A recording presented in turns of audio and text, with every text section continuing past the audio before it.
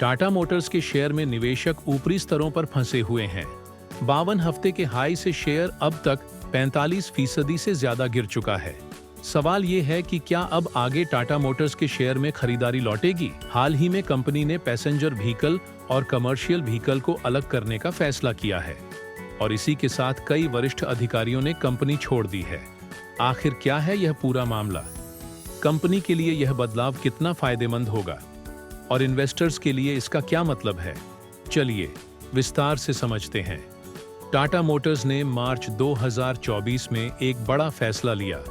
Company ने अपने passenger vehicle और कमर्शियल व्हीकल बिजनेस को अलग अलग करने का ऐलान किया। ये कदम कंपनी ने अपनी कॉम्पिटिटिवनेस बढ़ाने और हर सेगमेंट में बेहतर फोकस करने के लिए उठाया है।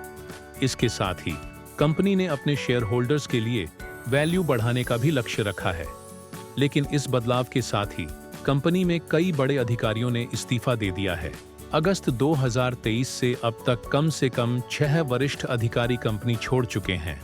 इनमें विश्वरूप मुखर्जी, जो कमर्शियल व्हीकल डिवीजन के HR हेड थे, अनुराग मेहरोत्रा, जो इंटरनेशनल बिजनेस और स्ट्रैटेजी के वाइस प्रेसिडेंट थे, विनय पंत, जो पैसेंजर व्हीकल्स के चीफ मार्केटिंग ऑफिसर थे, विनय पाठक, जो कमर्शियल व्हीकल्स में प्रोडक्ट प्लानिंग और प्रोग्राम मैनेजमेंट के लिए जिम्मेदार थे, संपदा इनामदार, जो ट्रेनिंग और डेवलपमेंट की हेड थीं, देवेंद्र कटियार, जो चीफ सेफ्टी ऑफिसर थे, के नाम शामिल हैं।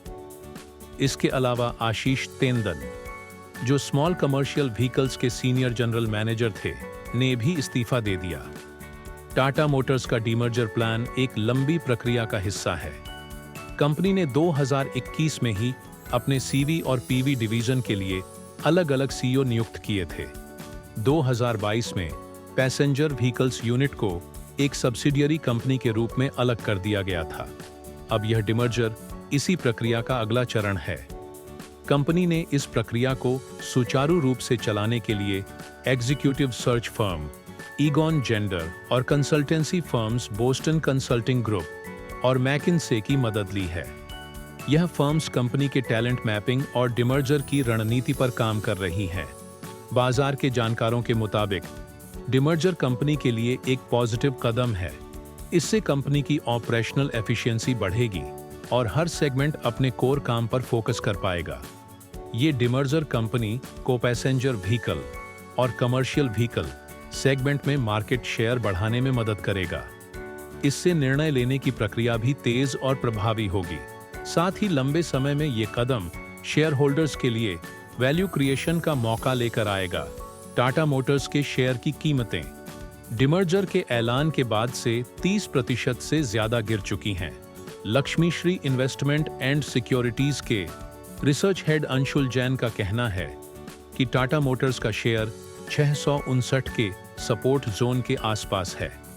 अगर शेयर 695 के स्तर को पार करता है तो यह एक बुलिश ट्रेंड की शुरुआत हो सकती है और शेयर 750 रुपए तक पहुंच सकता है। टाटा मोटर्स का बदलाव कंपनी के लिए एक नई शुरुआत लेकर आया है। हालांकि शॉर्ट टर्म में ये चुनौतियां पैदा कर सकता है, लेकिन लंबे समय में ये कदम कंपनी और इन्वेस्टर्स दोनों के लिए फायदेमंद साबित हो सकता है।